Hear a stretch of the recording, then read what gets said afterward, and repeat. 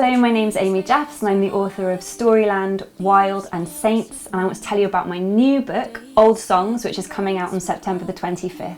It's a reimagining of 10 traditional ballads with histories woven through and the most wonderful illustrations by my friend and collaborator Gwen Burns. I said I want to do a fully illustrated anthology of folk songs and ballads, and then Amy was interested in that and said maybe one day in the future we could work together on something, and then by the next morning it was like solidified as this has to happen this year.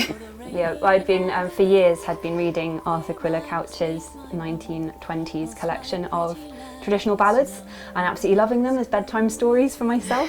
And so thinking, wouldn't they make fascinating short stories? Wouldn't working some of these up into short stories just be the most fun? We thought we could co-author a book where, rather than the text emerging and then the illustrator responding to the text, we would both respond to the ballad texts.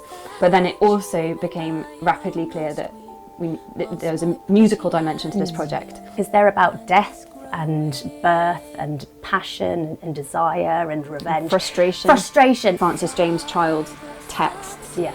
Or the text that he collected, and he's trying to find melodies that are actually connected to the lyrics. Surviving musical transcriptions that are connected to the lyrics. I think I'd been reading about kind of tripartite goddesses who all had the same name and had different skills. And I was just thinking, oh, isn't that a cool idea of like bringing together 3 separate trades, but over one body of material. It's been a complete pleasure of a project, and it's bound to take you to otherworldly places.